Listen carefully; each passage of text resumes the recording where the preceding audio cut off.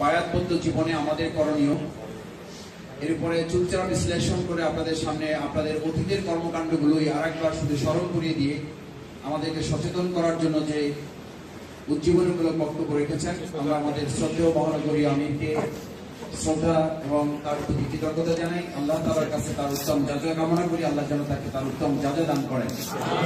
আমাদেরকেও যাতে আল্লাহ তাআলা এর উত্তম শিক্ষা গ্রহণ করে আমাদের ব্যক্তি এবং আমাদের পরিবার, রাষ্ট্রীয় সামাজিক জীবনে আমরা যাতে ভূমিকা পালন করতে পারি, আল্লাহ তাআলা আমাদেরকেও সেই সিদ্ধান্ত নিয়ে এখান থেকে বের হওয়ার তৌফিক যাতে আল্লাহ আমাদেরকে দান করেন। আমিন। সম্মানিত ভাইয়েরা, আপনাদের জন্য আপনারা মাঠে দেখছেন যে হাড়ি, পাতিল, লাঠি, সোটা সব রেডি। শুধু যাবেন, হাতে লাঠি নিবেন আর ভাঙবেন। কিন্তু ইতিপূর্বে আমরা লক্ষ্য করেছি, আমরা যদি বলি ডানে যান তো বামে যায়, মনে করেন আমরা ঠিকটা বলতেছি না। লক্ষ্য নির্ধারণে এই হাড়ি ভাঙা একটি চমৎকার খেলা। আপনি আপনার লক্ষ্য চোখ বন্ধ করে বলতে পারবেন কিনা? কাজী ফার্মের একটা অ্যাড আছে, আপনি দেখবেন। ওরা বলে যে আমরা যেহেতু চোখ কান খোলা রেখে আপনার জন্য প্রোডাক্ট তৈরি করি, আপনি চোখ বন্ধ করে খেতে পারবেন, কোনো অসুবিধা নেই। তো ইসলামী আন্দোলনকেও আল্লাহ তাআলা এমন ভাবে ঢেলে সাজিয়েছেন, যুক্তিতর্কের ঊর্ধ্বে উঠে আমরা চোখ বন্ধ করে ইসলামী আন্দোলনের শপথ নিতে পারবো। এই সিদ্ধান্ত বলে আমরাও নিতে পারি ইনশাআল্লাহ। ইনশাআল্লাহ। তো আমি আমার বক্তব্যটুকু সময় ছেড়ে দিয়ে আপনাদেরকে আমি খেলার মাঠে দিয়ে দিতে চাই। আমি আজকে আর বক্তব্য রাখতে চাই না। না ভাই। আচ্ছা, তাহলে যদি আপনারা একমত হন, আর আমি ভাইকেও একটু অনুরোধ করি। ভাই অবশ্য বলছিলেন যে ওখানে গিয়ে, আমি ভাবছি যে হাতে যে সময় আছে, আলহামদুলিল্লাহ আমাদের হাতে সময় আছে। তো আমরা যদি মনে করি ওখানে গেলে আবার আসতে, এখানে বসতে শৃঙ্খল হয়ে একটা টাইম চলে যাবে। আপনারা যদি মনে করেন যে আমাদের স্টামিনাটা এরকম যে মাসুদ ভাইয়ের এই নিরস এবং একেবারে রসকসহীন কথাও এখন আরো 25 মিনিট 30 মিনিট আমরা শুনতে পারবো। জি পারবো ইনশাআল্লাহ। আমরা একবারে করে আপনাদেরকে মাঠে নিয়ে ওখান থেকে খেলতে খেলতে বাড়ি চলে যাবো। জি ভাই পারবো। এখন কি খেলতে যাবো না আলোচনা শুনবো? আলোচনা শুনবো।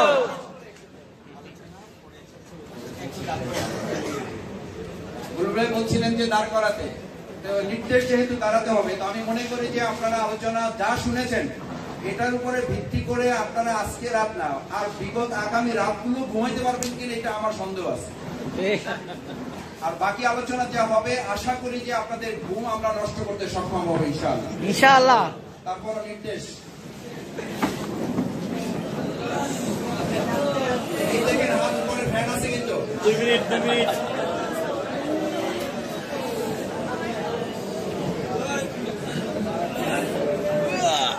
বাইরে গেল যারা। জি আলহামদুলিল্লাহ। সম্মানিত ভাইয়েরা,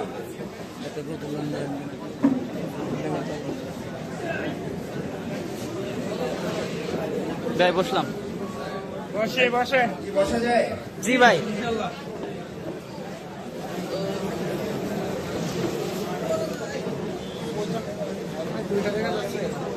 আলহামদুলিল্লাহ রাব্বিল আলামিন। والصلاة والسلام على رسوله الكريم وعلى آله وصحبه أجمعين। আমাদের ত্রাণের সংগঠন প্রত্যয়দীপ্ত কাফেলা বাংলাদেশের স্বাধীনতা সার্বভৌমত্বের অতন্ত্র প্রহরী, অর্থবহ আরেকটি কার্যকর স্বাধীনতায় মানুষকে ফিরিয়ে নেওয়ার প্রত্যয়ে কাজ করে যাওয়া সংগঠন শহীদের রক্তে ভেজা এই কাফেলা বাংলাদেশ জামাত ইসলামী ঢাকা মহানগরী দক্ষিণের উদ্যোগে আয়োজিত আজকের এই দিনব্যাপী শিক্ষা শিবিরের সম্মানিত সভাপতি, আমাদের শ্রদ্ধেয় দায়িত্বশীল কেন্দ্রীয় নির্বাহী পরিষদের সম্মানিত সদস্য, আমাদের আবেগের কাফেলা ইসলামী ছাত্র শিবিরের সংগ্রামী সাবেক কেন্দ্রীয় সভাপতি জনাব নুরুল ইসলাম বুলবুল ভাই, উপস্থিত আজকের এই অনুষ্ঠানের সম্মানিত ব্যবস্থাপক, বাংলাদেশ ইসলামী ছাত্র শিবিরের সাবেক কেন্দ্রীয় সভাপতি, বাংলাদেশ জামাত ইসলামী ঢাকা মহানগরীর সংগ্রামী সহকারী সেক্রেটারি, আমার প্রিয় ছাত্র নেতা সাবেক, আমার প্রিয় সহকর্মী, প্রিয় সহ আন্দোলনের যোদ্ধা ভাই মোহাম্মদ আব্দুল জব্বার, বাংলাদেশ জামাত ইসলামী মহানগরী কর্ম পরিষদের সম্মানিত সদস্যবৃন্দ, থানা দায়িত্বশীল নেতৃবৃন্দ এবং ব্যবস্থাপনায় নিয়োজিত সম্মানিত দিনী ভাইয়েরা, যাদের নিয়ে আমাদের আজকের এই আয়োজন, যাদের নিয়ে আমাদের এই বিশাল আয়োজন, যাদেরকে ঘিরে আমাদের প্রায় আগামী বিগত 15 দিনের একটা বিশাল স্বপ্ন নিয়ে আমরা এখানে কাজ করছি। আমাদের সেই সকল আত্মার আত্মীয় প্রাণপ্রিয় ইসলামী আন্দোলনের সম্মানিত সিফা সালার ইসলামী ছাত্র শিবিরের সাবেক সাথী ভাইয়েরা, আসসালামু আলাইকুম ওয়া রাহমাতুল্লাহি ওয়া বারাকাতুহু। ওয়া আলাইকুম আসসালাম ওয়া রাহমাতুল্লাহি ওয়া বারাকাতুহু। ব্যবস্থাপনা মণ্ডলীর পক্ষ থেকে, মহরমুল আমিরের পক্ষ থেকে বলা হয়েছে আমাদের সোনালী অতীতের আলোকে ভবিষ্যৎ কর্মপন্থা। বাংলাদেশ ইসলামী ছাত্র শিবিরের যারা সাথী হিসাবে কাজ করেছেন, যারা অতীত রচনা করেছেন, সোনালী অধ্যায় রচনা করেছেন, তাদের সুন্দর আগামী ভবিষ্যৎ কেমন হওয়া উচিত, কোরআন এবং হাদিসের আলোকে আমি সংক্ষেপে আপনাদের সামনে কিছু বিষয় তুলে ধরার চেষ্টা করব। মহান আল্লাহ তাআলা আমাদেরকে উপযুক্ত কথাগুলো বলার এবং সেই কথাগুলো শুনে তার অনুযায়ী বাস্তব ময়দানে জীবন পরিচালনা করার তৌফিক আমাদেরকে দান করুন। সকলে বলেন আমিন। আমিন। সম্মানিত দিনী ভাই সব, আল্লাহ তাআলা এই পৃথিবীতে আমাদেরকে মানুষ হিসাবে পাঠিয়েছেন। আমাদের জন্য এর চেয়ে সোনালী অধ্যায়ের আর কি আছে? যদি আল্লাহ তাআলা আমাকে কাক বানিয়ে পাঠিয়ে দেন, যদি আল্লাহ তাআলা আমাকে বিড়াল, আল্লাহ তাআলা আমাকে গরু, ছাগল অথবা হাঁস, মুরগি, সিংহ, বেঙ্গল টাইগার অথবা আমার জন্য যদি হাতি পাঠাতেন, তাহলে আমাদের কিছুই করার ছিল না। এখানে যারা উপস্থিত হয়েছেন, কেউ আল্লাহ তাআলার কাছে অ্যাপ্লিকেশন করার সময় পাননি যে আল্লাহ তাআলা আমাকে মানুষ বানান। কেউ অ্যাপ্লিকেশন করার সময় পাননি আল্লাহ তাআলা আমাকে আপনি মুসলিম বানান। কেউ অ্যাপ্লিকেশন করার সময় পাননি আল্লাহ তাআলা আপনি আমাকে জামাতে শামিল করবেন। কেউ অ্যাপ্লিকেশন করার সময় পাননি আল্লাহ তাআলা আমাকে আপনি 100 বছর হায়াত দান করবেন।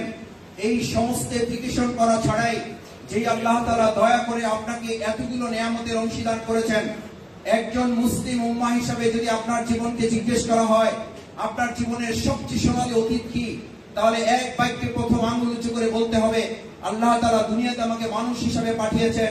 এর চেয়ে আমার জীবনের আর সোনালী কোন অধ্যায় হতে পারে না।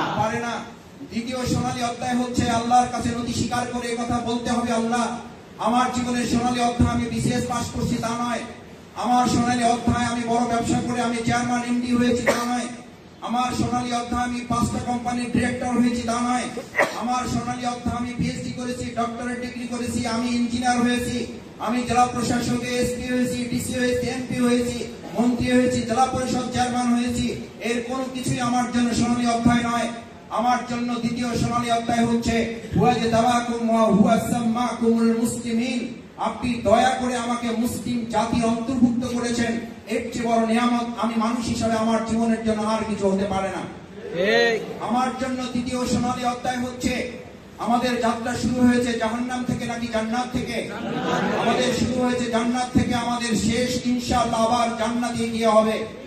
আমাদের সোনালী অতীত জান্নাত, আমাদের ভবিষ্যৎ জান্নাত। এই দুই মাঝখানে, জান্নাতের মাঝখানে যে ব্রিজ আপ আল্লাহ তাআলা দিয়েছেন, এই পুরো পরিবেশটুকুকে আমরা জান্নাতি পরিবেশ হিসেবে তৈরি করতে বদ্ধপরিকর। সেই জান্নাতি পরিবেশ তৈরি করার এক উত্তম প্রতিদান, এক উত্তম প্ল্যাটফর্ম, এক উত্তম বাসস্থান, এক উত্তম জায়গার নাম হচ্ছে বাংলাদেশ ইসলামী ছাত্র শিবির। তার নাম হচ্ছে বাংলাদেশ জামাত ইসলামী। ইসলামী ছাত্র শিবির যে এক জান্নাতি কাফেলা, বাংলাদেশ জামাত ইসলামী যে এক জান্নাতি কাফেলা, আজকে আমাদের হৃদয়ের মধ্যে সেই তৃপ্তি অনুভব করতে হবে কয়েকটি কারণে। সম্মানিত ভাইয়েরা, সৈয়দ ইমাম ইবনে আব্দুল কাইয়িম রাহিমাহুল্লাহ, তাকে জিজ্ঞেস করা হয়েছিল 73টি দল হবে, 72টি দল হবে, 70টি দল হবে, 120, 150, 200, 250 ইসলামী দল হবে। মুসলিম উম্মার মধ্যে অনেক দলে বিভক্ত হয়ে পড়বে মানুষ। তখন সেই দলগুলোর মধ্যে আমরা কিভাবে বুঝতে পারবো কোনটি হকপন্থী দল? ইমাম ইবনুল কাইয়িম রাহিমাহুল্লাহ তখন জাতির উদ্দেশ্যকে সামনে রেখে বলেছিলেন, যখন তোমরা দেখবে পৃথিবীর সমস্ত প্রতিপক্ষগুলো এমন একটি ইসলামী দলের দিকে আঙুল তুলে তাকিয়ে থাকে, তাদের রক্তচক্ষুগুলো তাদের দিকে তাকিয়ে থাকে, সমস্ত বন্দুকের নলগুলো তাদের দিকে তাকিয়ে থাকে, সমস্ত বুলেটগুলো তাদের জন্য প্রস্তুতি নিয়ে থাকে, পৃথিবীর সমস্ত ফাঁসির মঞ্চগুলো তাদের জন্য প্রস্তুত থাকে, পৃথিবীর সমস্ত হায়নারা তার দিকে ঝাঁপিয়ে পড়ার জন্য প্রস্তুত থাকে, পৃথিবীর সমস্ত জেলখানার দরজাগুলো তাদের জন্য উন্মুক্ত রাখা হয়, তখন বুঝতে পারবে সেই দলটি হচ্ছে হকপন্থী দল। আমি আপনাদের কাছে, বিবেকের কাছে জিজ্ঞেস করতে চাই, আজকের বন্দুকের গ্রাউন্ডগুলো কাদের জন্য প্রস্তুত? আজকের জেলখানার ফাঁসির মঞ্চগুলো কাদের জন্য প্রস্তুত? আজকে জেলখানার দরজাগুলো কাদের জন্য খোলা? আজকে বুলেট জন্য কারগুলো কাদের বুকে বিদ্ধে করার জন্য প্রস্তুত? আজকে পৃথিবীর সমস্ত হায়নারা কাদের উপরে ঝাঁপিয়ে পড়ার জন্য প্রস্তুত? আজকে পৃথিবীর গোটা প্রশাসন কাদের নিয়ে ব্যস্ত হয়ে পড়েছে? লক্ষ কোটি মানুষ আজকে মিছিল করেছে, প্রশাসনের কোনো অসুবিধা হয়নি। বাংলাদেশ জামাত ইসলামী ইসলামী ছাত্র শিবিরের নাম করে আপনি বাইতুল মুকাররমের উত্তর গেটে 3 লক্ষ লোকের বিপরীতে ইসলামী ব্যানার নিয়ে আপনি যদি মিছিলে নেমে যান, আপনার গোটা পৃথিবীর বন্দুকের নলগুলো, পুরো পৃথিবীর প্রশাসন তন্ত্র, পুরো পৃথিবীর এসপিএনএকাই ডিজিএফআই সমস্ত লোকগুলো আপনাকে ঘিরে ফেলবে নাকি ঘিরে ফেলবে না? ইবনে আব্দুল কাইমের এই বক্তব্যকে সামনে রেখে আল্লাহ তাআলা বলেন, হকের দাওয়াত হচ্ছে সেটি ইল্লাল্লাযীনা আমানু ওয়া আমিলুস সালিহাত ওয়া তাওয়াসাউ বিল হাক্কি ওয়া তাওয়াসাউ বিস সাবর। মানুষের জন্য সময়ের কসম, গোটা মানব জাতি ধ্বংসের মধ্যে নিমজ্জিত চার শ্রেণী ছাড়া তারা ঈমান আনবে। যারা ঈমান আনবে তারা সৎকর্ম করবে। ওয়া আমিলুস সালিহাত, ওয়া আমিলুস সালিহাত হচ্ছে তা'মুরুনা বিল মারুফ ওয়া তানহাউনা আনিল মুনকার। যারা সৎ কাজের আদেশ করবে, অসৎ কাজের নিষেধ করবে। এই কাজ করলে তার জন্য আঙুর, খেজুর, খুরমা, মুরগি, গরু, ছাগল আসবে না, তার জন্য বুলেট আসবে, তার জন্য আঘাত আসবে, তার জন্য মামলা আসবে, তার জন্য হামলা আসবে। নির্যাতন, নিষ্পেষণ, শাহাদাতের শেষ তামান্না পর্যন্ত কাঙ্ক্ষিত মঞ্জিলে তাকে পৌঁছার প্রস্তুতি নিয়ে রাস্তায় নামতে হবে। আমি আপনাকে জিজ্ঞেস করতে চাই, 3 জনের এই ব্যানারওয়ালা জামাতের মিছিল নিয়ে রাস্তায় নামলে ওই 3 লক্ষ লোকের বিপরীতে গোটা পৃথিবীর প্রতিপক্ষ 3 লক্ষ লোকের দিকে ঝাঁপিয়ে পড়বে নাকি আপনার ওই 3 জন মর্দে মুজাহিদ জিন্দাদিল লোকের দিকে ঝাঁপিয়ে পড়বে? দিকে ঝাঁপিয়ে পড়ে। তাহলে বুঝতে হবে আলহামদুলিল্লাহ, আল্লাহ তাআলা দয়া করে মানুষ হিসেবে আমাদের ভুলের কোনো সীমা নেই। আমরা ভুলের ঊর্ধ্বে নই। আমরা মানুষ হিসেবে অসংখ্য ভুল নিয়ে কাজ করছি, কিন্তু এতটুকু বুঝার সুযোগ আল্লাহ তাআলা দয়া করে তৈরি করে দিয়েছেন। গোটা পৃথিবীর ষড়যন্ত্রগুলো যদি ইসলামী ছাত্র শিবির আর জামাত ইসলামীকে হয়ে থাকে, তাহলে আল্লাহ তাআলা দয়া করে জান্নাতের কাফেলা হিসেবে বোধহয় এই আন্দোলনকে কবুল করে নিয়েছেন। আলহামদুলিল্লাহ। সম্মানিত ভাইয়েরা, সেই জন্য যেই জান্নাত থেকে আমাদের অতীত শুরু, আমাদের ভবিষ্যৎ কর্মপন্থা আর এক জান্নাতের দিকে, সেই জান্নাতের দিকে ধাবিত করার জন্যই আমরা আপনাদের এখানে সবাইকে নিয়ে সমবেত হয়েছি। আজকে এখানে যেমন একত্রিত হয়েছি, আল্লাহর কাছে তৌফিক কামনা করে আল্লাহ যেন জান্নাতুল ফেরদাউসে আমাদেরকে একত্রিত করে ভবিষ্যৎকে আমাদের সফল ও কামিয়াব করে দেন। আমিন।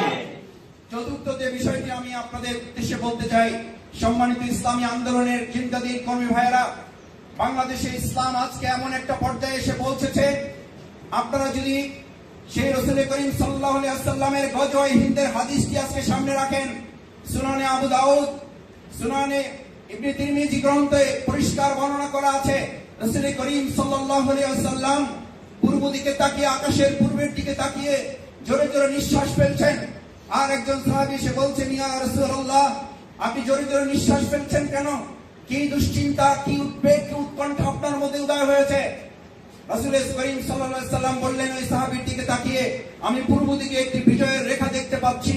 যেই বিজয়ের রেখা সংগঠিত হবে আমার একেবারে শেষ জামানার উম্মার মধ্যে, যেই উম্মার যুদ্ধ হবে বদরের যুদ্ধের সমতুল্য, যেই যুদ্ধে মুসলিম বাহিনী 3 ভাগে বিভক্ত হয়ে পড়বে, যেটা একটা অসম যুদ্ধ সংগঠিত হবে, যেই যুদ্ধের বিপরীতে মুশরিক, নাস্তিকরা, কাফিররা, জাহেলরা, হায়নারা অংশগ্রহণ করবে, সমস্ত মূর্তি পূজকরা একত্রিত হয়ে মুসলমানদের বিরুদ্ধে ঝাঁপিয়ে পড়বে। তখন মুসলমানদের 3টি ভাগে বিভক্ত হয়ে পড়বে। এক ভাগ এই প্রতিপক্ষের সমস্ত আয়োজন দেখে তাদের মধ্যে হতাশা, তাদের মধ্যে ভয়ভীতি তৈরি হয়ে তারা আগেই মুনাফিকের দলে শামিল হয়ে যাবে। আর এক দল যুদ্ধ করতে করতে, তাদের সাথে লড়াই করতে করতে, দিনের পর দিন, মাসের পর মাস, বছরের পর বছর সংগ্রাম করতে করতে তারা কতিপয় লোক শহীদ হয়ে যাবে এবং কতিপয় লোক আল্লাহ তাআলা বাঁচিয়ে রাখবেন, যাদের হাতে আল্লাহ ইসলামের পতাকা তুলে দিয়ে বিজয় ঘোষণা করে দিবেন। আর যারা মুনাফিক হয়ে যাবে, ওই মুশরিকদের সাথে অংশগ্রহণ করবে, তারা হবে সব জাহান্নামী।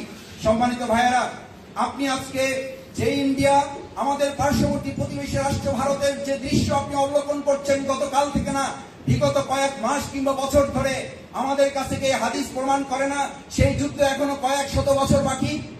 না, আমি আপনাদের চোখের সামনে দেখতে পাচ্ছি এখন সেই যুদ্ধেরই এক দামামা বাজছে। আমরা সেই যুদ্ধের প্রস্তুতি নিয়েই মূলত এখানে একটা ট্রেনিং এর কর্মশালার জন্য শুধুমাত্র আপনাদেরকে ডাকা হয়েছে। এখন আপনাদের সিদ্ধান্ত নিতে হবে 3 ভাগের কোন ভাগে আপনি যাবেন।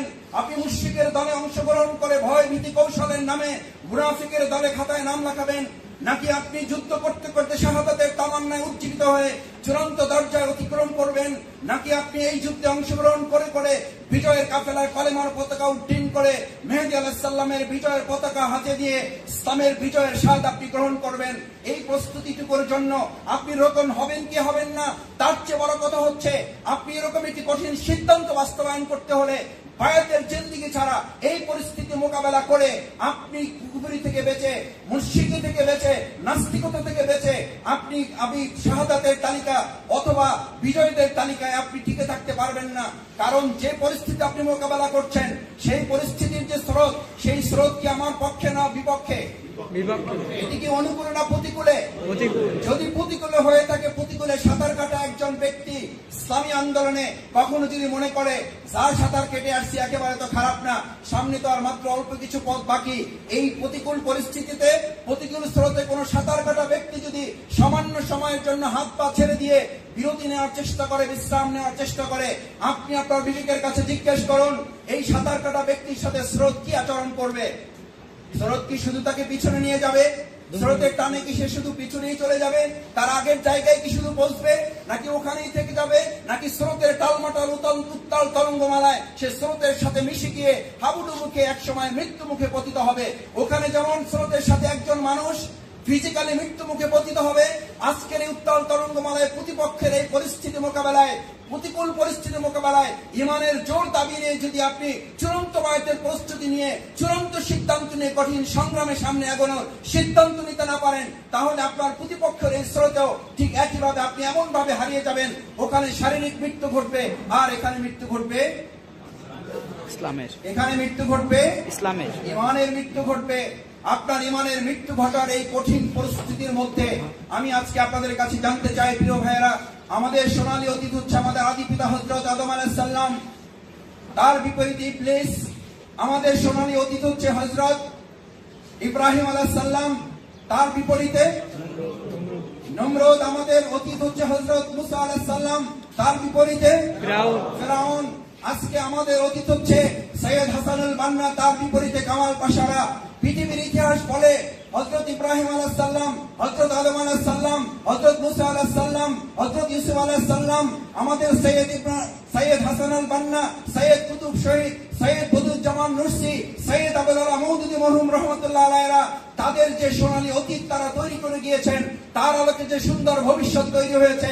আমাদের অতীত সোনালী ছিল, এই অতীত সোনালীর রাস্তা ধরে আমরা এক সুন্দর রাজপথের আগামী আরেকটা সোনালী ভবিষ্যৎ তৈরি করার জন্য আমরা বায়াতবদ্ধ জীবন গ্রহণ করতে চাই ইনশাআল্লাহ, ইনশাআল্লাহ।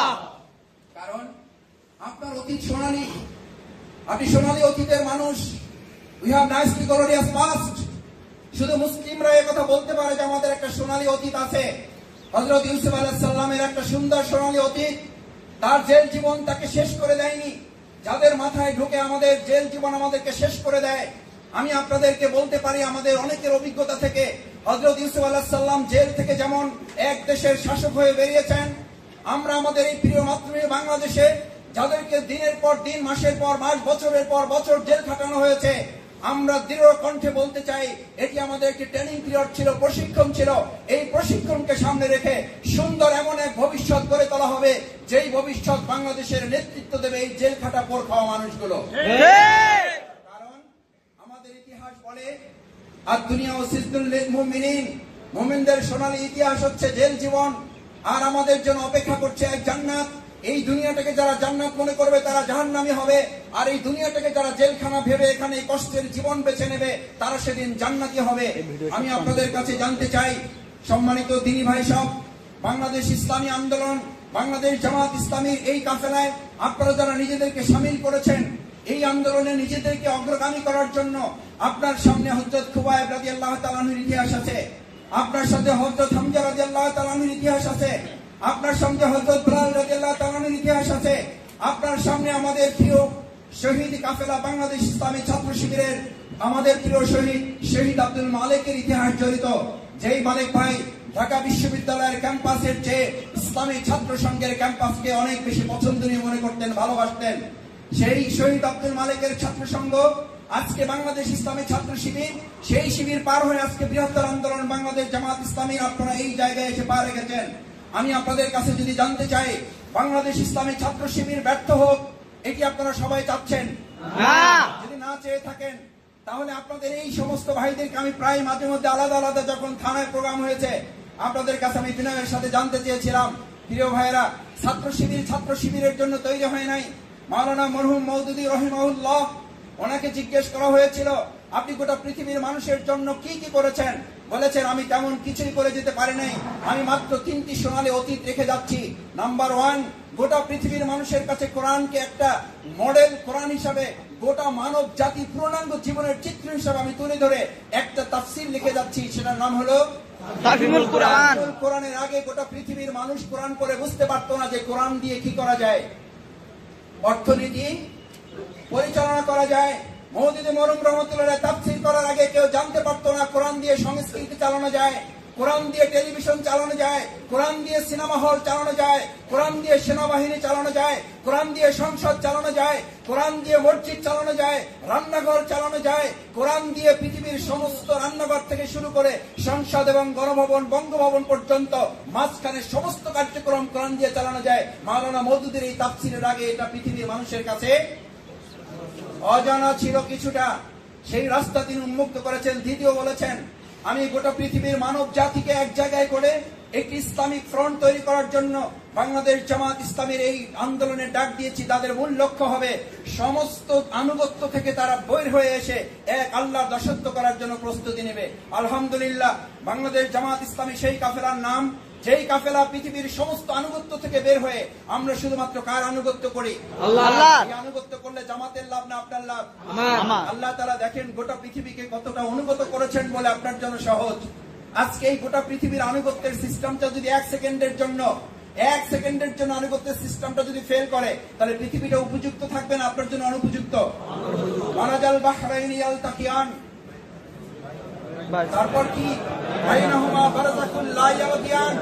তোমাদের সাধ্য থাকে তো তোমরা কি করো? এই পানিটাকে কি করে দাও? একত্রিত করে দাও, লোনা পানির সাথে মিষ্টি পানিটা তোমরা মিশিয়ে দাও। আমি তো ওখানে কোনো ব্যারিকেড দেইনি, কোনো দেয়াল তৈরি করিনি, কোনো ওয়াল দেইনি, কিছুই তো দেইনি, কোনো পর্দা সৃষ্টি করে নাই, কিন্তু আমি ইশারা দিয়ে শুধু ওটাকে আনুগত্যের একটা বীজ মাঝখানে রেখে দিয়েছি। ওটাই তার জন্য নির্দেশ এবং সেইটাই ফলো করে, ওটার মধ্যেই তোমাদের কল্যাণ। সুতরাং আনুগত্য করলে জামাতের কল্যাণ না, কল্যাণটা কার? এখনকার সমস্ত ইসলামিক স্কলাররা বলেন, বিয়ে যারা করেন নাই হাত তুলেছেন দেখেছি আমি, ভালো করে মাথায় রাখুন। যারা মনে মনে ভাবেন আমি একজন অনুগত পরায়ণ মেয়ে চাই, আপনি ভাববেন না, অবাক হবেন না। আমাদের কাছে চিঠি আছে, মেসেজ আছে, ভাই আমার স্ত্রী আমার কথা শোনে না। আবার আমাদের বোনের কথা আছে, ভাই আমার স্বামী তো আমার একটা কথাও শুনতে চায় না। আমরা তখন ওই ভাই এবং বোনদের কাছে বিনয়ের সাথে জিজ্ঞেস করে জানতে চাই, প্রিয় ভাই এবং বোন, আপনি নিজে আল্লাহর আনুগত্য করেন? আপনি যদি আল্লাহর আনুগত্য লঙ্ঘন করেন, আপনার স্ত্রী আপনার আনুগত্যের লঙ্ঘন করবেন, এটা আল্লাহর পক্ষ থেকে আপনার পার্থিব জীবনে কি এটা পাওয়া না? সূরা ফুরকানের শেষ অংশ পড়ে দেখুন। আমি জামাত ইসলামী শুধু জামাত করার জন্য কাউকে জামাত করতে বলিনি, ইসলামী ছাত্র শিবির করতে কাউকে শিবিরের জন্য শিবির করতে বলিনি। আমি নিজে জামাত ইসলামীর জন্য করি না। আমার ব্যক্তির প্রয়োজন না হলে আমি 1 সেকেন্ডের জন্য জামাত করতে প্রস্তুত নই। এই গোটা জামাতের জন্য আমাকে প্রয়োজন নেই, আমার নিজের জন্য কিসের প্রয়োজন? জামাতকে প্রয়োজন। কেন? সূরা ফুরকানের শেষ আয়াতে আল্লাহ বলেন, কুল মা ইয়াবাউ বিকুম রাব্বি লাউলা দুআউকুম। হে মুহাম্মদ, আপনি এই সমস্ত মানুষদেরকে বলে দিন, তারা যদি আমাকে না ডাকে, আমার দিনের জন্য যদি তারা রাস্তায় বের না হয়, আমার এই দিনের পথে যদি তারা কাজ না করে, লাউলা দুআউকুম ফাকাদ কাযাবতুম, তারা যদি এগুলোকে মাসের পর মাস, দিনের পর দিন, বছরের পর বছর, গোটা পৃথিবী মিলে অস্বীকার করে, আমার তাতে কোনো কি হবে না? ফাকাদ কাযাবতুম ফাসাউফা ইয়াকুনু লিজামা, বরং ক্ষতিটা তার হবে, দুনিয়াতেই তাকে অপমান এবং লাঞ্ছিত করা হবে। এখানে আপনাকে জাহান্নামের ভয় দেখানো হয় নাই, কিসের ভয় দেখানো হয়েছে? কি করা হবে আপনাকে? আপনার স্ত্রী দিয়ে আপনাকে লাঞ্ছনার মুখোমুখি করা হবে। যেই সন্তানকে ডাক্তার বানিয়েছেন, সেই ডাক্তার আপনার গলায় ছুরি বসাবে। যেই মেয়েকে আপনি বড় করেছেন আপনার সেবা খেদমত করবে বলে, তার জন্য আপনি পাত্র ঠিক করেছেন, আর সে বলছে আমি তোমার পাত্র বহু আগে ঠিক করে রেখেছি। এই ঘটনা একটাও তো নাই কোথাও। জেলখানায় 4 বছরে বহু লোকের সাথে দেখা হয়েছে। সবচেয়ে বেশি অবাক হয়েছি, মাকে হত্যা করে চলে এসছে, বাবাকে হত্যা করে চলে এসছে, পাশের রুমে ছিল। আমার নিজের রুমে 2 রাত রেখেছি, নিজের বোনকে ধর্ষণ করে চলে এসছে। জেলখানার কর্তৃপক্ষ থেকে বলা হয়েছে আমি এমন একটা রুমে যেতে চাই যে আমাকে একটু আশার আলো দেখাতে পারবে। আলহামদুলিল্লাহ, আল্লাহ তাআলার বিরাট নিয়ামত। আমি 4 বছরে আল্লাহ তাআলা জামাত ইসলামীকে একটি কবুলিয়তের সংগঠন করেছেন। এই 4টা বছর আমার কাছে একটা বড় দীক্ষা ছিল, বড় অভিজ্ঞতা ছিল। আমার মন আরো দৃঢ় হয়েছে। বাংলাদেশ জামাত ইসলামী আল্লাহর পছন্দনীয় কাফেলা। জেলার এবং সুপাররা যখন এরকম শত শত আসামিদেরকে সামনে রেখে বলতো, জামাত এবং শিবির কারা তারা আলাদা হয়ে যান। আমার দৃশ্য দেখে মনে করতো, আমি আমার ভাইদের মাথায় হাত রেখে বলতাম, কাল কিয়ামতের কঠিন ময়দানে শত লক্ষ কোটি মানুষের সামনেও আল্লাহ যদি শুধু এতটুকু বলে দেন, জামাত শিবির যারা করেছে, দিনের পর দিন কোর্টে হাজিরা দিয়েছে, মাসের পর মাস জেল খেটেছে, হাজার হাজার মামলার আসামি হয়েছে, দুনিয়াতে যারা হাজার হাজার মামলার আসামি হয়েছে, আমি আল্লাহ তাআলা খুশি হয়ে আজকে কিয়ামতের আদালতে আসামির তালিকা থেকে বাদ দিয়ে তাদেরকে আমি জান্নাতে দিয়ে দিলাম। আমার মন বলে আল্লাহ তাআলা জামাত ইসলামী ছাত্র শিবিরকে সেই তালিকায় দিয়ে দিবেন। সম্মানিত ভাইয়েরা, আমি সেই ছেলেকে আমার রুমে 2 রাত রেখেছি। কর্তৃপক্ষ বলেছিল যদি আপনি চান আপনার সাথে রাখতে পারেন। আমি বললাম, ভাই আমি বেশি লোক নিয়ে থাকতে পারি না, আমার একটু কষ্ট হয়, লম্বা জেল জীবন। ওই ছেলে মানে কান্নাকাটি করেছিল। আমি তাকে বলেছিলাম, ভাই তুমি পাশের রুমে থাকো, আমি তোমাকে সহযোগিতা করবো। বলছে, মাসুদ ভাই আমার নিজেকে মানুষ মনে হয় না, আপনি বুঝতে পারেন আমি কোন পশুর জগতে পৌঁছে গেলে আমি আমার বোনের ইজ্জতকে রক্ষা করতে পারি নাই। আমি একজন MBA করা ছাত্র, মেডিকেলে ভর্তি পরীক্ষা দিয়েছিলাম, আমার বাবার স্বপ্ন ছিল আমি অনেক বড় কিছু হব। আমি এতটা লম্পট পর্যায়ে পৌঁছে গেছি। আজকে এটা একটা ঘটনা না, এরকম শত সহস্র ঘটনা। অপেক্ষায় থাকতে হবে আমাকে আপনাকেও। যদি আনুগত্যের এই লঙ্ঘনের জায়গাটা যদি আপনার কাছে প্রেসার মনে হয়, আপনি নিশ্চিত থাকুন গোটা দুনিয়ায় আল্লাহর এই আনুগত্যের ব্যবস্থা ভেঙে গেলে গোটা পৃথিবী যেমন আপনার জন্য অচল হয়ে যায়, বিকল হয়ে যায়, আপনি আপনার পরিবারেও যদি আনুগত্যের ব্যবস্থা আল্লাহর দ্বীনের পথে পরিবারকে তৈরি করতে না পারেন, আপনার সন্তান আপনার গলায় ছুরি ধরবে। আমরা তা চাই না, কিন্তু ইসলামের নির্দেশ বলে আপনি তার জন্য প্রস্তুত থাকুন। ইসলামের নির্দেশনা বলে আপনি আল্লাহর হুকুম মানবেন না, আপনার স্ত্রী আপনার হুকুম মানবে না, আপনি প্রস্তুত থাকুন। আপনি আল্লাহর নির্দেশ মানবেন না, গোটা পৃথিবীর সমস্ত নিয়ামতগুলো আস্তে আস্তে আপনার থেকে বঞ্চিত হয়ে যাবে। যা আপনার জন্য সহজ ছিল তাও আপনার জন্য কি হয়ে যাবে। সূরা আল-লাইলের 6 থেকে 12 নম্বর আয়াত। বায়াত গ্রহণ করবেন করবেন না আপনার সিদ্ধান্ত। আমি পরিষ্কার বলতে চাই, সূরা আল-লাইল আল্লাহ তাআলা বলেন, فَأَمَّا مَنْ أَعْطَى وَاتَّقَى وَصَدَّقَ بِالْحُسْنَى فَسَنُيَسِّرُهُ لِلْيُسْرَى। আমার জন্য প্রস্তুত হও, আমার দ্বীনের পথে তুমি নিজেকে বিনয় করো, বিনম্র করো, বিনীতভাবে আমার কাছে আত্মসমর্পণ করো। فَأَمَّا مَنْ أَعْطَى وَاتَّقَى, এবং শুধু আমাকেই ভয় করো, অন্য কাউকে নয়, অন্য কাউকে নয়। নামাজ পড়তে দাঁড়িয়েছেন, গুলি নিয়ে, আর্মস নিয়ে, বন্দুক নিয়ে, ককটেল নিয়ে লোকেরা হাজির হয়ে গেছে, মসজিদ ঘেরাও করে ফেলেছে। নামাজ ছেড়ে পালাবার জন্য আপনার পথ উন্মুক্ত, জায়েজ জায়েজ নেই না। আপনার ইমাম পছন্দ হয়নি, ইমাম একটু লম্বা সূরা ধরেছে, বক্তৃতা একটু আমাদের লম্বা হয়ে যাচ্ছে, মন খারাপ। ইমাম যদি সূরায়ে নাসের জায়গায় একটু সূরায়ে ফিল ধরে ফেলে, সূরায়ে ফিলের জায়গায় যদি সূরায়ে জিলজাল ধরে ফেলে, সূরায়ে জিলজালের জায়গায় যদি সূরায়ে শুআরা ধরে ফেলে, তখন আপনি বিরক্ত হয়ে নামাজ ছেড়ে বাড়িতে চলে যাবেন না। নামাজের ট্রেনিং যদি তা না হয়, তাহলে আকিমুদ্দিনে তো একই ট্রেনিং আপনাকে নিতে বলা হয়েছে। ইসলামী আন্দোলনে আনুগত্যের এই জায়গাটিকে আমরা এমন ভাবে গ্রহণ করব, আনুগত্য হচ্ছে সমস্ত ইবাদতের মূল। ইসলামী আন্দোলনের সোনালী অতীত ছিল সাদ ইবনে আবি ওয়াক্কাস রাদিয়াল্লাহু তাআলা এরকম আনুগত্যের ইতিহাস তৈরি করার জন্য পাহাড়ে গিয়ে যখন আশ্রয় নিয়েছিলেন। মনে পড়ে ইয়া সারিয়াতুল জাবাল, মনে পড়ে? যখন আপনি আল্লাহর আনুগত্য করবেন তখন শুধু আপনার কর্মীরা আপনার আনুগত্য করবে না, তখন শুধু এই গোটা পৃথিবীর, গোটা বাংলাদেশের 56,000 বর্গ মাইল আপনার আনুগত্য করবে তা না, গোটা পশু পাখি ও ইমানদারদের আনুগত্য করেছে না করে নাই? যখন এই কথা ডিক্লার দিয়েছিল তার সৈন্যরা মনে করেছিল আমাদের সেনাপতি যুদ্ধ করবে কি, তার তো আগেই মাথা খারাপ হয়ে গেছে, পশু পাখির সাথে কথা বলে। আলহামদুলিল্লাহ, ইসলামের সোনালী ইতিহাস হচ্ছে যখন পশু পাখির সামনে দাঁড়িয়ে কথা বলা শুরু করেছিল। ইতিহাস কি বলেন? নেতার কথা কি পশু পাখি শুনেছে না শুনে নাই? শুনেছিল, কারণ সেই নেতারা কার আনুগত্য করতে জানতো? আল্লাহর আনুগত্য করতে জানতো। আল্লাহর আনুগত্য করতে জানতো বলে শুধু মানুষ নয়, তাদের কথা নদীর পানি শুনেছে না শুনে নাই? শুনেছে। লাঠি মারার সাথে সাথে তাদের জন্য রাস্তা হয়েছে।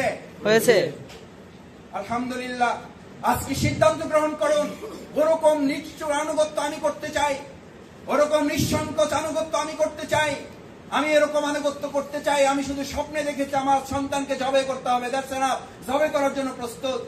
আজকে এখানে যারা এসছেন, কেউ কেউ বাবা এসছেন, কেউ সন্তান এসছেন। যিনি সন্তান এসছেন তিনি ইসমাইলের মতো সিদ্ধান্ত নিন। আমাকে জোর করে শপথ পড়াতে হবে না। ইসমাইল আলাইহিস সালাম কি জোর করে কোরবানি দেওয়া হয়েছে? বরং তার হাত পা বাঁধা ছিল। তিনি কি বলেছিলেন?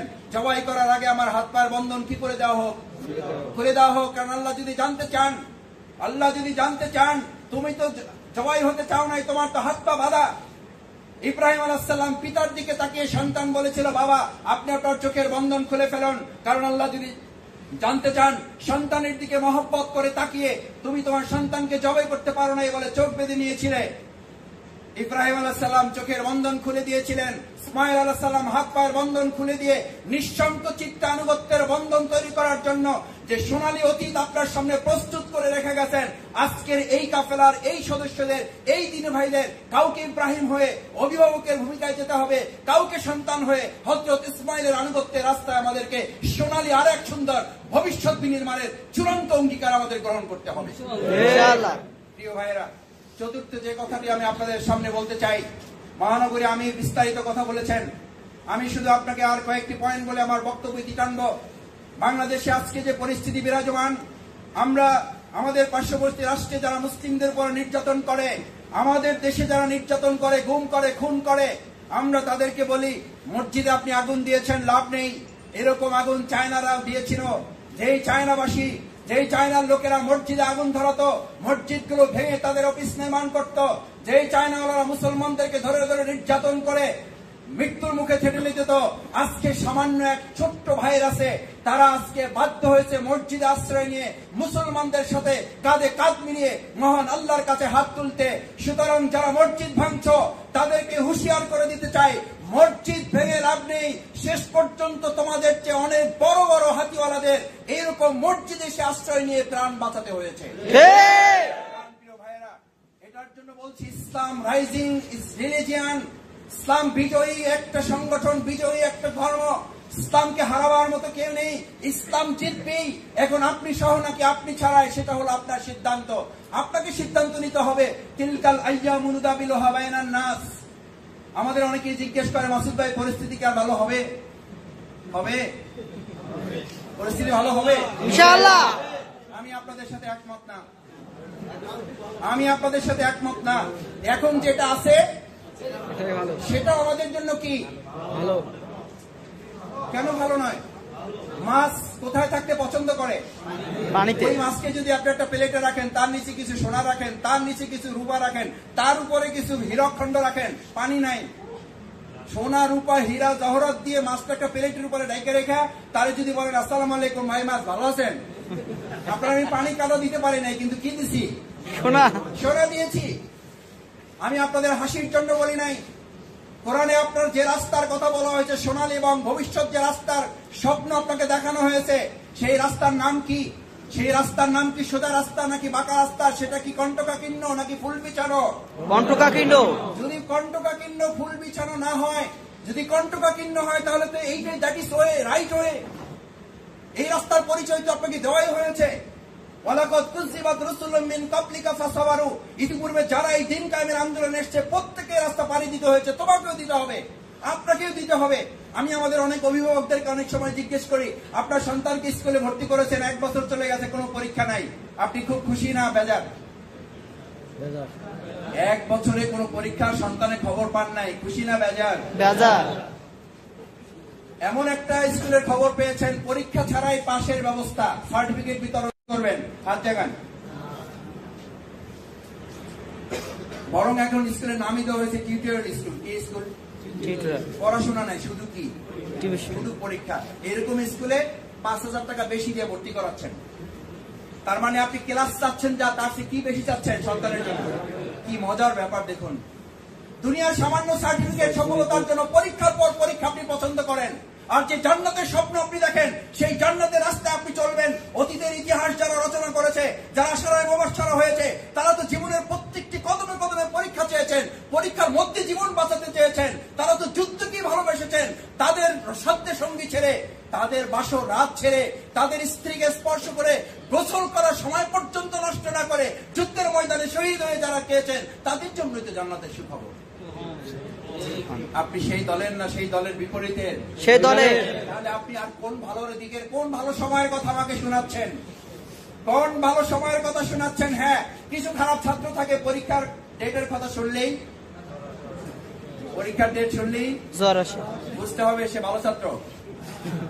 মিছিলের খবর শুনলেই আপনার একটু পালপিটেশন বেড়ে যায়, বুঝতে হবে আমি ভালো ইমানদার। প্রোগ্রামের খবর শুনলেই আমার একটু মনটা খারাপ হয়ে যায়, বুঝতে হবে আমার ইমান ঠিক আছে। পরীক্ষার তারিখ শুনলেই যদি আপনার মন খারাপ হয়ে যায়, আপনার ফর্ম ফিল আপ নাই, রেজিস্ট্রেশন নাই, আপনার ছাত্রত্ব আছে আছে 10 বছরে কোনো পরীক্ষার মধ্যেই পড়েন নাই, মন খারাপ করেন না কেউ। আমি অনেককে জিজ্ঞেস করি, ভাই কেমন আছেন? ওই ভাই আলহামদুলিল্লাহ, 10 বছরে আমার কোনো সমস্যা নেই, আল্লাহ আমার প্রতি বিরাট দয়া করেছেন। আপনার কোন সন্তান 10 বছরে কোনো পরীক্ষাই পড়ে না স্কুলে, আপনি কি হেডমাস্টারকে বলবেন, হেডমাস্টার সাহেব ধন্যবাদ, 10 বছরে আমার ছেলের কোনো পরীক্ষা হয় নাই, আমি এরকমই একটা কলেজ খুঁজছিলাম, আপনাকে সেলুট, অভিনন্দন, আপনার জন্য আমি আলাদা একটা স্মারকের ব্যবস্থা করতে চাই। আমরা পরীক্ষা চাই না, কিন্তু পরীক্ষা আসলে সেটাকে মোলাকাত করাটা হচ্ছে মুমিনদের সোনালী কি অতীত। রাদিয়াল্লাহু তাআলা আনহুকে 2 হাত বেঁধে ফাঁসির মঞ্চে নিয়ে যাওয়া হচ্ছিল। ফাঁসির মঞ্চ থেকে তিনি ভয় পেয়েছিলেন না, কেঁদেছিলেন না, 2 রাকাত নামাজ আদায় করে বলেছিলেন, ভালো করে খেয়াল করুন প্রিয় সাথী ভাইয়েরা, আজকে এরকম সিদ্ধান্ত নিয়ে যাচ্ছেন, ভালো করে মাথায় নিয়ে যান। খুবাইব রাদিয়াল্লাহু নামাজ পড়তে গিয়ে বিলম্ব করেন নাই এই কারণে যে প্রতিপক্ষ যেন মনে না করে নামাজ বিলম্ব করে মৃত্যুকে বিলম্বিত করতে চেয়েছে, বরং নামাজ তড়িঘড়ি করে শেষ করে বলেছিল, নামাজে আমি এতদিন মজা পেতাম, কারণ আসসালাতু আইনুজ যিকির, এই সালাত ছিল আমার গোটা অন্তরের প্রশান্তিদায়ক একটা ইবাদত। বাট আজকে আমার সামনে এমন এক ফাঁসির মঞ্চ তৈরি করা, যেই প্রশান্তিদায়ক নামাজের চেয়েও আমার কাছে ওটা এত বেশি প্রিয় যে নামাজ সংক্ষেপ করে আমি চলে এসেছি, তার চেয়েও বেশি মনে করেছি তোমরা যেন মনে না করো ইমানদাররা মৃত্যুকে ভয় পায়, তাই নামাজের কারণে আমি বিলম্ব করে মৃত্যু থেকে জীবনকে দীর্ঘায়িত করতে চেয়েছি। এতটুকু কালিমাও আমরা মুসলমানরা আমাদের প্রতিপক্ষের হাতে তুলে দিতে চাইনি। সেই সোনালী অতীতের উত্তরসূরি আজকে পূর্বসূরি হিসেবে আপনারা এখানে, আপনারা এখানে যারা মনে করেন 1971 না থাকলে গণমঞ্চ তৈরি হতো না, ভালো করে মাথায় রাখুন, হযরত খুবাইব রাদিয়াল্লাহু তাআলা 2 হাত বাঁধা অবস্থায় যখন তাকে ফাঁসির মঞ্চে নিয়ে যাওয়া হচ্ছে, গণজাগরণ মঞ্চ তৈরি হয়েছে না হয় নাই? নৃত্য হয়েছিল না হয় নাই? বাজনা বেজেছিল না বাজনা বাজে নাই? গান বেজেছিল না গান বাজে নাই? হাতে তালি দিয়েছিল না হাতে তালি দেয় নাই? গণমঞ্চ, গণজাগরণ মঞ্চ তখনও ছিল, তখনও ফাঁসির মঞ্চ ছিল, তখনও খুবাইব ছিল, আজকে নিজামী আছে, আজকে মুজাহিদ ভাইয়ের আছে, আজকে উত্তরা কাশিমপুরে ফাঁসির মঞ্চ আছে, আজকে শাহবাগের গণজাগরণ মঞ্চ আছে। অন্তত এতটুকু স্বীকৃতি দেওয়া যায়, আল্লাহ তাআলা দয়া করে আমাদেরকে খুবাইবের সাথে মিলিয়েছেন, আমাদের খুবাইবের ফাঁসির সাথে মিলিয়েছেন, আমাদের খুবাইবের সেই গণজাগরণ মঞ্চের সাথে শাহবাগের গণজাগরণ মঞ্চ মিলিয়ে দিয়ে আমাদেরকে সেই জান্নাতের কাফেলার সাথে আমাদেরকে বানিয়েছেন। আমরা সেই সোনালী অতীতের ভবিষ্যৎ তৈরি করার আজকে কারিগর আপনারা এই সামনে বসে আছেন। আপনারা তারা আবু জুন্দাল ইবনে সুহাইল, যাকে অত্যাচার করে করে মাত্র কেবল মুসলমানদের হাতে ফেরত দিতে বাধ্য হয়েছে চুক্তির কারণে, সেই চুক্তি করা জুন্দাল, আবু জুন্দাল সুহাইল, রক্ত পড়ছে পা দিয়ে, হাত দিয়ে, গা দিয়ে, মাথা দিয়ে রক্ত পড়ছে, রক্তের বন্যা বয়ে যাচ্ছে। পিতার হাতে পুত্রকে আবার তুলে দেওয়ার জন্য অঙ্গীকার করা হয়েছে, শপথ লেখা হয়েছে, সন্ধি লেখা হয়েছে, চুক্তি করা হয়েছে। সোহেল মোহাম্মদ রাসূলুল্লাহ সাল্লাল্লাহু আলাইহি ওয়াসাল্লামের দিকে তাকিয়ে বললেন, সোহেল, মোহাম্মদ সাল্লাল্লাহু আলাইহি ওয়াসাল্লাম, মোহাম্মদ, আবু জান্দালকে ফেরত দাও, কারণ চুক্তিতে লেখা আছে কোন মুশরিক কাফিরদের কাছ থেকে কেউ যদি তোমাদের কাছে ফেরত যায় তাহলে ফেরত দিতে তোমরা বাধ্য, ফেরত দাও। ওমর রাদিয়াল্লাহু তাআলা এরকম সাহাবীদের নিয়ে বসে আছেন। আবু জান্দাল রাদিয়াল্লাহু তাআলা সবার দিকে তাকিয়ে বললেন, আমার মুসলিম ভাইয়েরা, আমার এই হাতের রক্ত দেখো, আমার এই পায়ের রক্ত দেখো, আমার এই মাথার রক্ত দেখো, আমার এই পায়ের বেড়ি এখনো খোলা হয়নি, আমি যাদের জেলখানা থেকে বেরিয়ে এসেছি আমার পায়ের বেড়ি এখনো পড়া, এই পায়ে বেড়ি পড়া অবস্থায় এই রক্তাক্ত হাত নিয়ে, এই রক্তাক্ত পা নিয়ে তোমরা আবার আমার প্রতিপক্ষের হাতে তোমরা কি আমাকে ছেড়ে দিচ্ছ? ওমর রাদিয়াল্লাহু তাআলা সহ্য করতে না পেরে ঠিক শাহাদাত আঙ্গুলটা রাসূল সাল্লাল্লাহু আলাইহি ওয়াসাল্লামের দিকে দিয়ে বললেন, ইয়া রাসূলুল্লাহ, ইয়া রাসূলুল্লাহ, সাদ্দাকতা ইয়া নবী, হে রাসূল আপনি কি সত্য নবী? সাদ্দাকতা বিল হক বিস সাবিল, আমরা যে রাস্তায় চলছি এটা কি সত্য রাস্তা? অন্যায়হীন সাবিল, আর তারা যে রাস্তায় চলছে এটা কি অন্যায় নয়? তারপরও কি আমাদের আবু জান্দালকে তাদের হাতে ফেরত দিতে হবে? রাসূল করিম সাল্লাল্লাহু আলাইহি ওয়াসাল্লাম আবু জান্দালের মাথায় হাত রেখে তার চোখের পানিটুকু মুছে দিয়ে বলেছিলেন, আবু জান্দাল, তোমার এই রক্তাক্ত শরীরের উপরে আর মাত্র কিছু সময় পর আল্লাহ রাব্বুল আলামিন আমার কাছে জিবরাইল আমিন দিয়ে সংবাদ পাঠিয়ে বলে দিয়েছিলেন, আবু জান্দালের এই রক্তের কর্মপদ্ধতির উপরে মাত্র কিছু সময়ের পর ফাতে মক্কা তোমাদেরকে আমি উপহার দেব। আমি নিশ্চিত করে আপনাদেরকে বলি, বিগত 10 বছরে যে রক্ত ধরেছে বাংলাদেশে, যে শাহাদাতের ঘটনা ঘটেছে, আমাদের রক্তাক্ত ভাইদেরকে ধরে নিয়ে আবার কতদিন ভেবেছেন অন্যান্য প্রতিবাদ না করতে পারার কারণে আল্লাহ আমাকে জাহান্নামে দিবেন। এই দুশ্চিন্তায় কতদিন আপনার ঘুম হারাম হয়েছে। সৈয়দ আমির আল জুমাহিকে খলিফাতুল মুসলিমিন ওমর ফারুক রাদিয়াল্লাহু তাআলা বললেন, সৈয়দ আমির আল জুমাহি, আল্লাহ তাআলা তোমাকে জান্নাতবাসী করুন, আমি তোমার জন্য দোয়া করি, কিন্তু আমিও জানি না তোমার এই অপরাধ থেকে তুমি নিষ্কৃতি পাবে কিনা। আল্লাহ তাআলা আমাদের সবাইকে মাফ করুন। এই কথা বলে আমির আল জুমাহি সেখান থেকে বিদায় নিলেন এবং তাকে আবার গভর্নর হিসেবে দায়িত্ব দেওয়া হলো। প্রিয় ভাইয়েরা, আমি আপনাদের কাছে সবশেষ বিনয়ের সাথে অনুরোধ করতে চাই, আমাদের 2006 সালের 28 অক্টোবরের ময়দানের এখানে অনেক লোক উপস্থিত আছেন যারা শহীদ মুজাহিদের লাশের উপরে নৃত্য করার ভিডিও এখনো দেখেন, যারা শহীদ জসিমউদ্দিনকে বাঁশ দিয়ে পিটাতে পিটাতে বাঁশগুলো থেতলে দেওয়ার দৃশ্য যারা এখনো দেখেন। আজকে 2013 সালের 28 ফেব্রুয়ারি, 2013 সালের 28 ফেব্রুয়ারি, আজ যেদিন 214 জন ভাইকে শহীদ করা হয়েছে, আজকের দিনে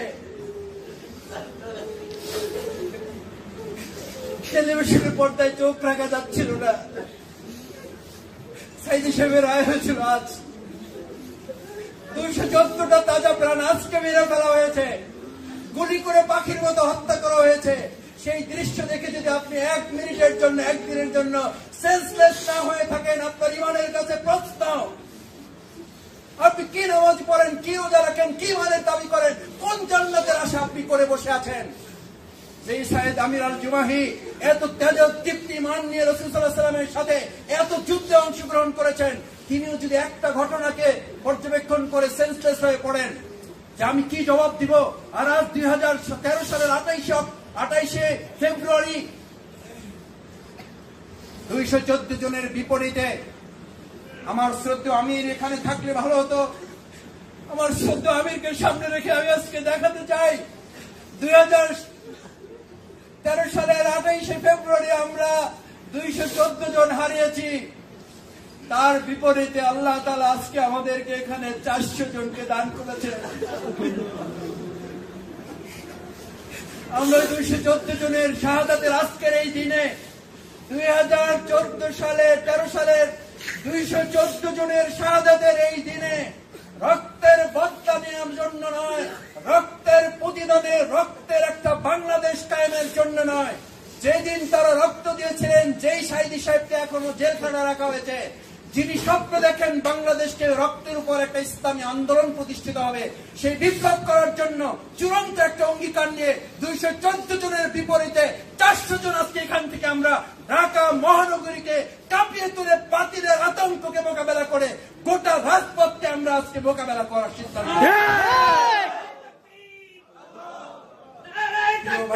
আল্লাহু আকবার। আজকে সেই 2013 সালের 28 ফেব্রুয়ারিকে সামনে রেখে আমি আপনাদেরকে ওয়াদা করতে বলবো, বায়াত দিতে বলবো। আজকে বায়াত নিয়ে গিয়েছেন আপনারা, আজকে আপনারা মৌখিক ভাবে না, অন্তরের দিক থেকে বায়াত নিয়ে যাচ্ছেন। এখান থেকে বায়াত নিয়ে আপনারা শুধু মৌখিক উচ্চারণটা একটা প্রক্রিয়াগত কারণে 3 মাস, সর্বোচ্চ সময় কয় মাস? 3 মাস, সর্বোচ্চ 3 মাস আমরা সময় হাতে নিচ্ছি। আমরা মৌখিক ভাবে সেদিন ঘোষণা করব, অন্তরের দিক থেকে সিদ্ধান্তটা আমরা আজকে নিলাম। দেখি আল্লাহ আপনি মৌখিক স্বীকৃতির জন্য আমাদের যত কম সময় পারেন, কিন্তু অন্তরের আজকে 2014 শহীদের রক্তের বদলা হিসেবে আমাদের এই প্রত্যেকের হাতগুলো আপনি সর্বোচ্চ রকুনিয়তের বায়াতের জন্য কবুল মঞ্জুর করে নেন। সেই প্রত্যাশা ব্যক্ত করে আপনাদের আবারও সবাইকে ধন্যবাদ জানিয়ে, কষ্ট করেছেন, আপনাদের চেহারাগুলোর দিকে তাকালে আমরা আবেগ আপ্লুত হই না, আমরা আশাবাদী হই, আশান্বিত হই। আমাদের এই প্রিয় ঢাকা মহানগরী দক্ষিণকে গোটা বাংলাদেশের জন্য একটা ইসলামী আন্দোলনের মডেল করে এই আন্দোলনকে এগিয়ে নিয়ে যাব, সেই প্রত্যাশা ব্যক্ত করে আবারও আপনাদের সবাইকে ধন্যবাদ জানিয়ে আমি আমার কথা শেষ করছি। আমরা হয়তো এখানে আবার সবাই একত্রে বসার সুযোগ পাবো কিনা আসা শুরু থেকে এই পর্যন্ত যে যা কষ্ট পেয়েছেন, আল্লাহর রাস্তায় আমাদের কি আপনারা ক্ষমা করে দিবেন? সবাই ক্ষমা করে দিবেন। যে কষ্ট আপনাদের হয়েছে সেই কষ্টগুলো আপনারা আমাদেরকে মাফ করে দিবেন, সেই প্রত্যাশা ব্যক্ত করে আপনাদের হাতে এখন বায়োডাটা চলে যাবে। 5 মিনিটে এই বায়োডাটাটা পূরণ করে আমরা মাঠে চলে যাব। 5 মিনিটে বায়োডাটা পূরণ করে ফেলবেন।